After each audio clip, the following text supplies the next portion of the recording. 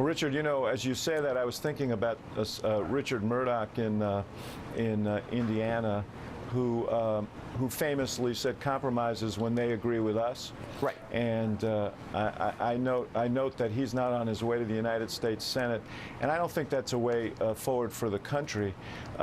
So, you know, everyone's going to have to come to the table in the spirit of getting something done. But on this issue of particularly the fiscal cliff, you know, one thing, you know, presidents always say, well, I had a mandate. That's a foolish word, and it's generally untrue. But the president did campaign all over this country. He talked about it in debates. He talked about it in speeches on the need for balanced deficit reduction that included some new revenues.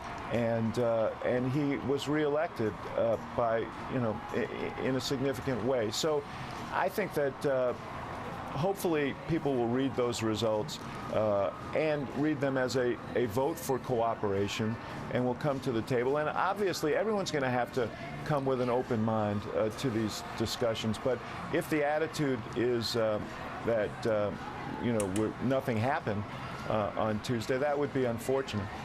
Hey, David, the open mind phrase. What about the open door phrase? What are the odds of an open door becoming more available in the White House to more Republicans and Democrats coming down to see the president and the people in the White House who are going to deal with the fiscal cliff?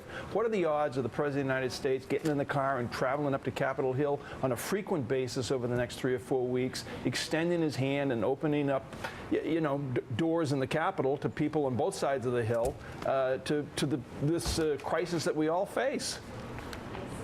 Yeah, Mike, look, that door is open. It has been open, and I spent 2 years in the White House. I saw Republicans coming in and out, and I traveled with the president to the Hill. You know, back in 2009, he was on the way to Capitol Hill to talk about the Recovery Act when the House Republican caucus issued a release saying that they were going to vote en masse against it. So, you know, we want the doors to be open, and we want people to walk through both ways.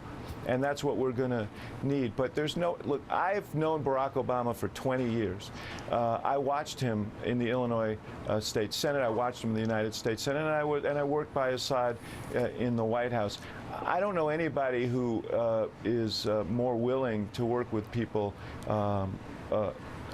from whatever political party and whatever background and whatever persuasion, in order to move things forward. And I know that he's going to bring that spirit to this as we deal with this and other issues. And what we want to do is break that misguided notion that somehow obstruction is a winning strategy, and that partisanship should take precedence over progress. And hopefully this election will help do that.